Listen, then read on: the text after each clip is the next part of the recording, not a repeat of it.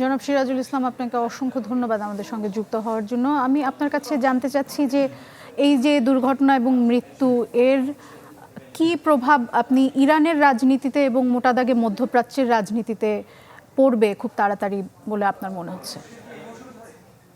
ধন্যবাদ দুলা, ধন্যবাদ ইমতিয়াজ, ধন্যবাদ চ্যানেল 24 এর দর্শক শ্রোতা।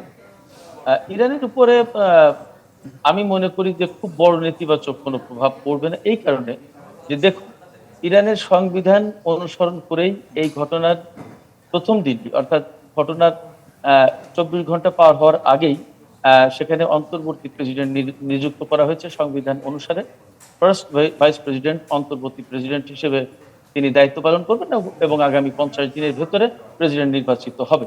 সেক্ষেত্রে আমরা একটু অতীতে যদি তাকাই তাহলে দেখব যে 1979 সালে ইরানে ইসলামী বিপ্লব সফল হওয়ার পর থেকে এই পর্যন্ত ইরানে কখনোই নির্বাচন ব্যাহত হয়নি এবং কোনো নির্বাচন সময়ের সময়ের গণ্ডি পেরিয়ে দেরি হয়।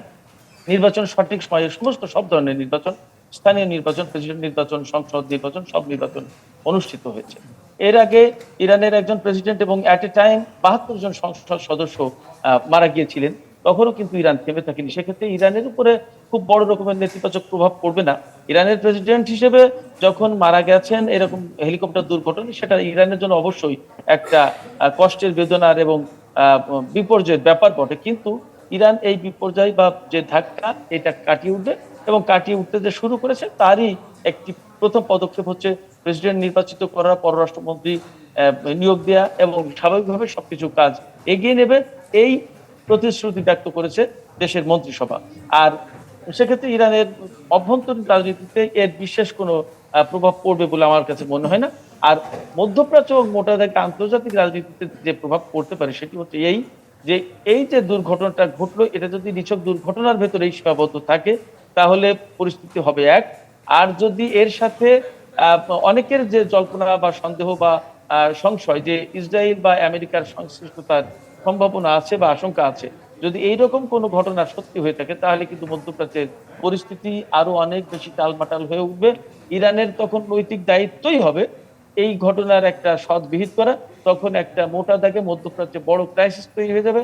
ইসরায়েলের উপর ইরান প্রতিশোধমূলক ব্যবস্থা নেওয়ার চিন্তা করবে এবং তখন আমেরিকা যদি জড়িয়ে যায় তাহলে নেটো জড়িয়ে যাবে এবং নেটো যদি জড়িয়ে যায় তাহলে ইরানের সাথে রাশিয়া এবং চীনের কিন্তু প্রতিরক্ষা চুক্তি আছে। সেক্ষেত্রে আন্তর্জাতিক অঙ্গনে খুব বড় রকমের একটা ক্রাইসিস, এমনকি তৃতীয় বিশ্বযুদ্ধ শুরু হতে পারে, এমনও হতে পারে। আর যদি ইসরায়েলের বা আমেরিকার কোনো সংশ্লিষ্টতা না পাওয়া যায় তাহলে আমার মনে হয় যে স্বাভাবিকভাবে আস্তে আস্তে ইরান এই সংকট কাটিয়ে উঠবে এবং স্বাভাবিকভাবে সবকিছু এগিয়ে নেবে, বড় কোনো নেতিবাচক প্রভাব। জি, ধন্যবাদ। ধন্যবাদ আপনাকে জনাব সিরাজুল ইসলাম। দর্শক, আমাদের সাথে অনলাইনে তখন যুক্ত ছিলেন রেডিও তেহরানের সাবেক এডিটর এবং মধ্যপ্রাচ্য বিষয়ক গবেষক সিরাজুল ইসলাম।